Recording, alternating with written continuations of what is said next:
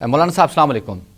वालेकुम अस्सलाम रहमतुल्लाहि व बरकातुहू। सब खां पहिरियां सर वॾी महिरबानी अवां वक़्तु ॾिनो। अॼु अदालत 11 वरनि खां पोइ डॉक्टर ख़ालिद महमूद सुमरो जे क़त्ल केस जो फ़ैसिलो ॿुधायो आहे। सभ खां पहिरियां अवां जो स्टांस ॼाणणु चाहींदासीं इन केस जे फ़ैसिले जे हवाले सां।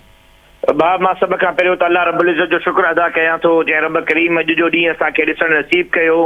29 नवंबर 2014 ते असांजे शहीद वालिद ऐं सिंध धरतीअ जे अरॾे बहादुर ऐं निडर पुट डॉक्टर ख़ालिद महमूद सुमरो खे सखर जी मस्जिद में निमाज़ पढ़ंदे दरिंदा सिफ़त इंसाननि पंहिंजनि गोलियुनि जो खाज बणायो।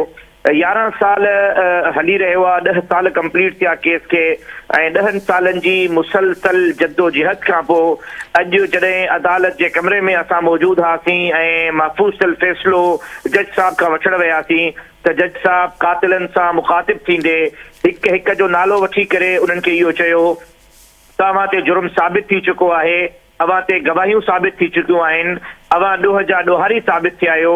मां हर हिक खे हिकु दफ़ो न ॿ दफ़ा उमिरि कैद जी सज़ा ॿुधायां थो। यकीनन ख़ुशी त पंहिंजी जॻह ते, लेकिन अॼु 10 सालनि खां पोइ बहैसियत हिक पुट जे, बहैसियत हिक कारकुन जे मुंहिंजो ग़म कुझु हल्को थियो आहे। अॼु मां पंहिंजे शहीद वालिद जे खून खे जेको हथनि में कयो हो उन खून खे साफ़ थींदे ॾिसां पियो।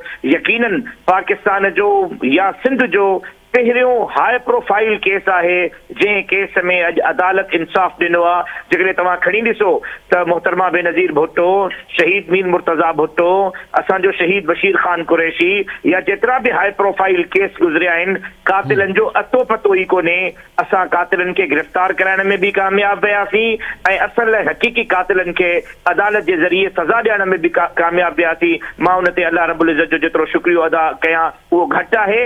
असां अदालत मां इंसाफ़ जी उम्मीद रखी विया हुआसीं ऐं अदालत मां इंसाफ़ वठी मोटी आया आहियूं, जंहिं ते मां अदालत जो बि शुक्रियो अदा कयां थो। नाज़िर साहब, अॻिते जो छा लाइ अमल आहे? अव्हां जे तरफ़ां हाई कोर्ट वञण जो बि फ़ैसिलो कयो वियो आहे फाही जी सज़ा जे लाइ? ॾिसो कानून पाकिस्तान जो ही थो चवे, आइन इहो थो चवे, इस्लाम ऐं शरीयत इहो थी चवे, अल्लाह ऐं अल्लाह जो रसूल इहो थो चवे त खून जे बदिले खून आहे, क़त्ल जे बदिले क़त्ल आहे। असां तहफ़ुज़ात जो शिकार ज़रूर आहियूं त जॾहिं जुर्म साबित थियो त पोइ सज़ाए मौत छो न, उमिरि कैद छो? इहो सवाल बहैसियत हिक वारिस जे बि, बहैसियत हिक कारकुन जे बि, बहैसियत हिक सिंध धरतीअ जे पुट जे बि न सिर्फ़ मुंहिंजो आहे बल्कि सिंध जे हिक हिक शहरीअ जो।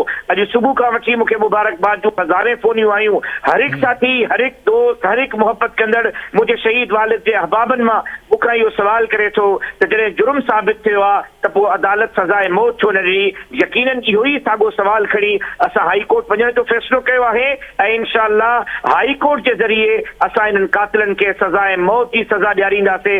इंशाअल्लाह उहो ॾींहुं असांजे लाइ हक़ीक़ी ख़ुशीअ जो ॾींहुं हूंदो। नाज़िर साहब, अव्हां छा पिया सम्झो त हीअ जेकी दहशतगर्दी जी अदालत आहे इन्हनि मौत जी सज़ा छो नाहे ॾिनी? सबब कहिड़ा आहिनि? ॾिसो, मोटिव जेका हुन ॼाणाया आहिनि, तफ़सीली फ़ैसिलो त 48 सिफ़नि ते आहे, 48 पेजनि ते आहे। हुन में हुन 2 टे रीज़न्स ॼाणाया आहिनि जज साहब।